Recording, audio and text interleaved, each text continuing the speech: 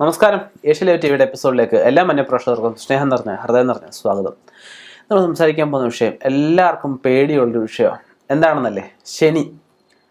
എന്നാൽ ശനി എന്ന് പറഞ്ഞ ഗ്രഹം നമ്മുടെ ജ്യോതിഷത്തിൽ പറയുമ്പോൾ കർമ്മഫലദായകനായിട്ടാണ് പറയപ്പെടുന്നത്. ശനി നമുക്ക് നല്ല രാശിയിൽ അല്ലെങ്കിൽ നമുക്ക് ജാതകത്തിൽ ദുസ്ഥാനത്തല്ലാതെ നിന്ന് കഴിഞ്ഞാൽ, നമുക്ക് ശുഭസ്ഥാനത്ത് നമുക്ക് നിന്ന് കഴിഞ്ഞാൽ, അല്ലെ അനുഗ്രഹ ഭാഗത്ത് നിന്ന് കഴിഞ്ഞാൽ, നമുക്ക് ശനിദശ വരുമ്പോഴായിരിക്കും വെച്ചടി കയറ്റം ഉണ്ടാകുന്നത്. അപ്പോൾ നമ്മൾ പൊതുവെ ഗോചാരം നമ്മൾ ചിന്തിക്കുമ്പോഴത്തേക്കും ഏഴരശനിയുണ്ട്, അഷ്ടമശനിയുണ്ട്, ജന്മശനി, കണ്ടകശനി, ഇങ്ങനെയൊക്കെയുള്ള പലവിധ ശനികളെ പറ്റി പറയാറുണ്ട്.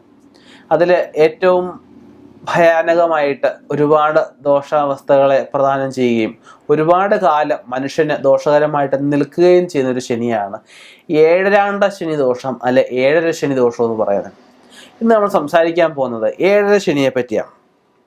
ഇപ്പം നമുക്ക് ഏഴരശനി അനുഭവിക്കുന്ന നക്ഷത്രങ്ങളിലേക്ക് നമുക്ക് ആദ്യം ഒന്ന് കടക്കാം. നമുക്ക് ധനുക്കൂറിൽപ്പെട്ട മൂലം, പൂരാടം, ഉത്രാടം കാലം, ഇവർക്ക് മകരം രാശിയിൽ നിൽക്കുന്ന, അതായത് 2 നിൽക്കുന്ന ശനിയാണ്. 1, 2, 12 ഈ 3 രാശിയിൽ ചന്ദ്രയാൾ നിൽക്കുന്ന അവസ്ഥയാണ് നമ്മൾ ഏഴരശനി എന്ന് പറയാം. അപ്പം ഈ നക്ഷത്രക്കാർക്ക്, അതായത് മൂലം, പൂരാടം, ഉത്രാടം കാലം നക്ഷത്രക്കാർക്ക് നമുക്ക് ശനി ഇപ്പം അവസാനിക്കാൻ പോവുകയാണ്. അതായത് 2022 ഏപ്രിൽ മാസം 29 ശനി മാറ്റം വരുന്നുണ്ട്. ആ ശനി ആകുമ്പോഴത്തേക്ക് ഇവർക്ക് ഏഴരശനി കാലഘട്ടം, 7.5 വർഷത്തെ ഇവരുടെ ദുരിത കാലഘട്ടം കഴിഞ്ഞ് ഇവർക്ക് നല്ല കാലഘട്ടത്തിലേക്ക് കടക്കുക.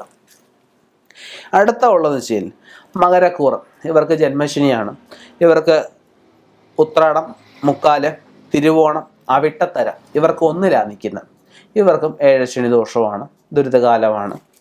അടുത്ത വെച്ചാൽ കുംഭക്കൂറ്. കുംഭക്കൂറിൽപ്പെട്ട അവിട്ടത്തര, ചതയം, പൂരിട്ടാതി, മുക്കാലും ഇവർക്ക് 12 ഇപ്പം ശനി നിൽക്കുന്നത്. ഇവർക്കും ഏഴരശനിയുടെ ദുരനുഭവങ്ങൾ അനുഭവിച്ചുകൊണ്ടിരിക്കുകയാവാം. ഇനിയും 2022 ഏപ്രിൽ ശനി മാറ്റം വരുമ്പോൾ ധനുക്കൂറുകാർ രക്ഷപ്പെടുമെന്ന് ഞാൻ പറഞ്ഞു. കുറച്ചൊരു ബുദ്ധിമുട്ടുകൾ ഉണ്ടാകാൻ പോകുന്നൊരു കൂറുണ്ട്. ആരാണെന്നല്ലേ? മീനക്കൂറുകാർ.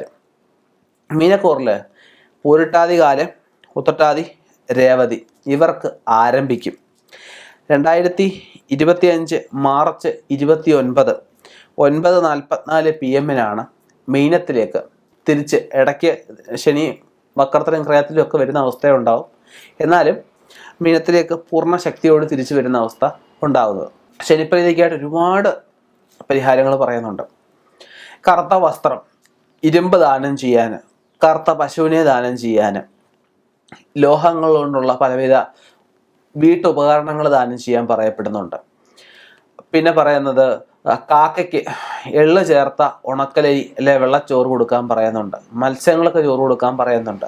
ശനിയാഴ്ച കറുത്ത വസ്ത്രം ധരിക്കാൻ പറയുന്നുണ്ട്. ശബരിമല ദർശനം പറയുന്നുണ്ട്.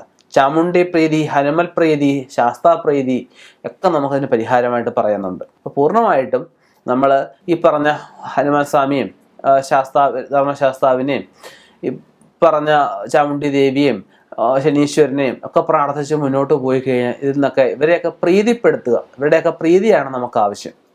ഇവർക്ക് വിശേഷമുള്ള വഴിപാടുകൾ ഇവർക്ക് വിശേഷം ചെയ്യാവുന്ന, നമ്മളെ കൊണ്ട് നമ്മുടെ സാമ്പത്തികം, നമ്മുടെ സാഹചര്യങ്ങൾ അനുസരിച്ച് ഇവർക്ക് ചെയ്യാവുന്ന നമ്മുടെ വീട്ടിൽ വെച്ച് വേണം ശനീശ്വര പൂജ ചെയ്യാം, ശനിശാന്തി ഹോമം ചെയ്യാം, നവഗ്രഹ പൂജ ചെയ്യാം, ശനീശ്വര യന്ത്രം ധരിക്കാം, ശാസ്താ യന്ത്രം ധരിക്കാം, ഹനുമൻ യന്ത്രം ധരിക്കുകയോ വാഹനത്തിലോ സ്ഥാപനത്തിലോ സ്ഥാപിക്കാം. ഇതിലൂടെയൊക്കെ നമുക്ക് ആ ശനിദോഷത്തിന് നിശേഷം മാറ്റാൻ പറ്റും. ശനി ജാതകത്തിൽ ഉത്തമ സ്ഥാനത്ത് നിൽക്കുന്ന ഒരാൾക്ക് ഈ പറഞ്ഞ ഏഴരശനിയോ കണ്ടകശനിയോ അഷ്ടമശനിയോ ഒന്നും പേടിക്കേണ്ട ആവശ്യമില്ല. അതിന് ജാതകം പൂർണ്ണമായിട്ടും പരിശോധിക്കേണ്ടതും കൂടെ ആവശ്യകതയുണ്ട്. അപ്പം ശനിദശാകാലത്ത് ശിവനെയും വേട്ടയാടപ്പെടുമെന്ന് പറഞ്ഞ അവസ്ഥ ജാതകം പരിശോധിച്ച് കഴിഞ്ഞാൽ നമുക്ക് മാറും. അതുപോലെ ശനിപ്രീതി ഉണ്ടെങ്കിലും ഈ പറഞ്ഞ പോലെ വേട്ടയാടുന്ന അവസ്ഥ മാറും. അപ്പം ആരും ഭയപ്പെടാതിരിക്കുക. ഈ പറഞ്ഞ പോലെ ഞാൻ പറഞ്ഞ വഴിപാടുകളൊക്കെ ചെയ്ത് ഞാൻ പറഞ്ഞ ദേവനെ പ്രാർത്ഥിച്ച് മുന്നോട്ട് പോവുക. തീർച്ചയായിട്ടും ഉന്നതി ഉയർച്ചയൊക്കെ നേടാൻ സാധിക്കും. ഇനിയും ഇതുപോലെയുള്ള വ്യത്യസ്തമായ വിഷയങ്ങളുമായിട്ട് കണ്ടുമുട്ടാം. നിർത്തുന്നു. നന്ദി, നമസ്കാരം.